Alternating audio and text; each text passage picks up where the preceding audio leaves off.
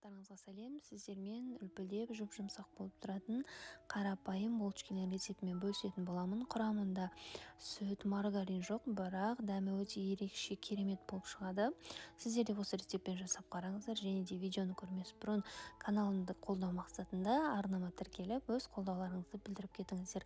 Алдымен ыдысымызға 2 шай қасықта дрожжімізді саламыз, үстінен қант және де жылы суды құйып, араластырып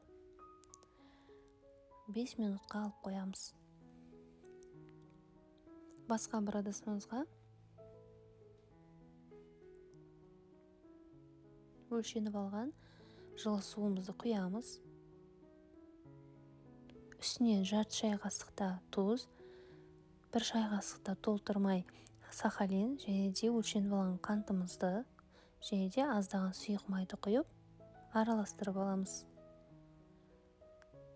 Кішкене қантымыз ерігеннен кейін үстінен дрожжімізді саламыз және де өлшеніп алған ұнымыздың жарты бөлігін салып араластырамыз.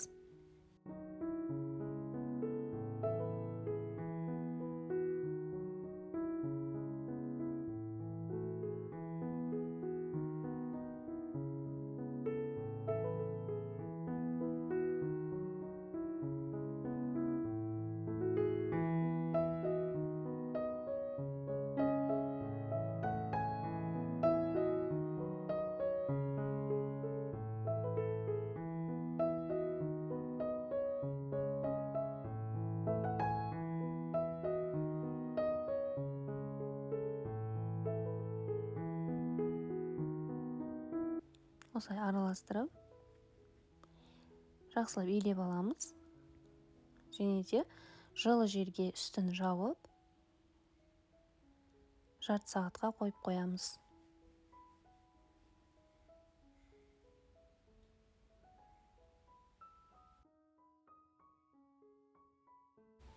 Жарты сағат өткеннен кейін қамырымызды ашып, қолымызды аздап майлап,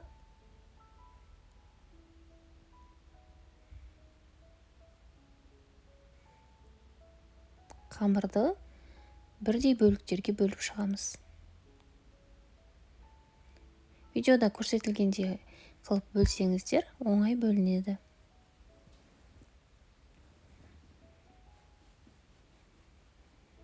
Осылай барлығын біркелкі етіп бөліп алғаннан кейін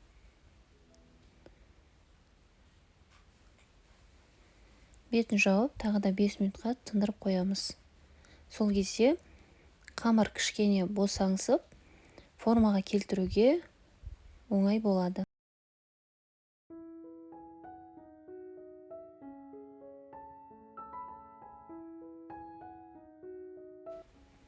Бес минут өткеннен кейін қамырымызды алып, видеода көрсетілгендей етіп, формаға келтіріп аласыздар.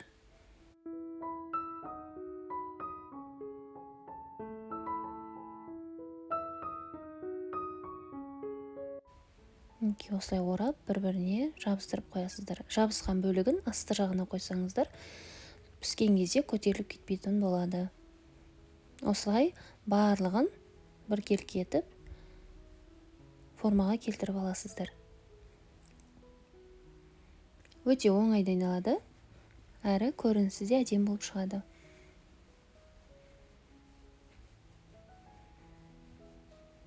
Осылай барлығын формаға келтіріп алғаннан кейін ристіміздің үстіне пергамент қағазын салып, үстіне булочкаларды қойып шығамыз. Араларын міндетті түрде ашықтау қылыңыздар, жабысып қалмас үшін. Үстін жауып, жылы жерге 10 минутқа қоямыз. Аздап көтерілгеннен кейін үстіне жұмыртқа сарысын араластырып, жағып шығатын боламыз. Барлық жағынан біркелкі етіп жағып шыққандарыңыздан кейін үстіне қалауларыңызға қарай күнжіт немесе мак сеуіп шықсаңыздар болады. Мен мұнда күнжіт септім, және де үйде клубничный джем болғандықтан соны пайдаландым. Сіздер Өз қалауларыңызға қарай сгущенка немесе творог пайдалансаңыздар да болады, немесе ештеңе қоймастан осылай пісіріп алсаңыздар да болады.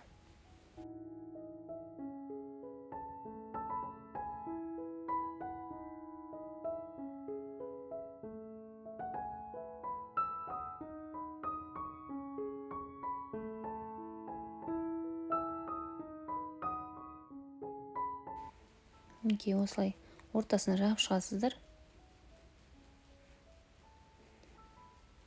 Ол түсіп қалмайды, себебі ортасы пісетін кезде көтеріліп бір-біріне жабысады, сондықтан уайымдамаңыздар. 180 градуста 15 минут 20 минуттай пісіріп аламыз.